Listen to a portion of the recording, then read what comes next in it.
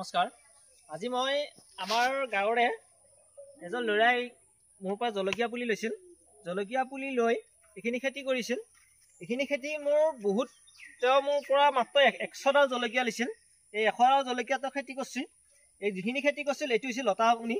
এই লতা উনি লাগি আছে এইখিনি। আৰু আমাৰ যিখিনি খেতি কৰিছিল এইখিনি সদায় জৈৱিকভাৱে খেতি কৰিছিল, কোনো ধৰণৰ ৰাসায়নিক সাৰ ব্যৱহাৰ কৰা নাছিল। ইয়াৰ মোৰ পৰা কেঁচুসাৰ গোবৰ আৰু মেটেকা দি এইখিনি খেতি কৰিছিল। এই এইজনে ল'ৰাজন খেতি কৰা নতুন প্ৰজন্ম আগবাঢ়ি আহিছে আমাৰ খেতিৰ কাৰণে, বেছি ভাল লাগছে। আৰু যিখিনি জলকীয়া খেতি কৰিছিল এই জলকীয়াখিনি ৰেগুলাৰ বজাৰত বিক্ৰী কৰি আছে। কিমানকৈ বিক্ৰী কৰি আছে বজাৰত? 700-800 ডেইলি 700-800কৈ বিক্ৰী কৰি আছে এই 100ডাল জলকীয়া গছত। আৰু জলকীয়াটো মই কোৱাৰ ধৰণে হৈছিলে, এইটো ডাঙৰহে হৈছে। এইটো লতা উনি, মই যেনেকুৱা কৈছিলোঁ এই লতা উনিটো সেনেকুৱাই হৈছে। আৰু মেডিচিন ব্যৱহাৰ কৰিছে ইয়াতে?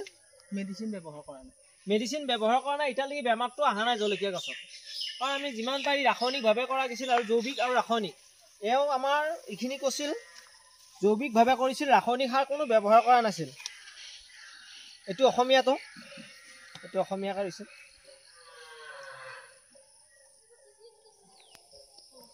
এইবিলাক সুন্দৰ সুন্দৰ জলকীয়া। এইটো লতা উনি, এইটো লতা উনি। আৰু এটা লতা উনি দিছিলোঁ আমি, এইটো লতা উনি। এইটো হৈছে সৰুটো।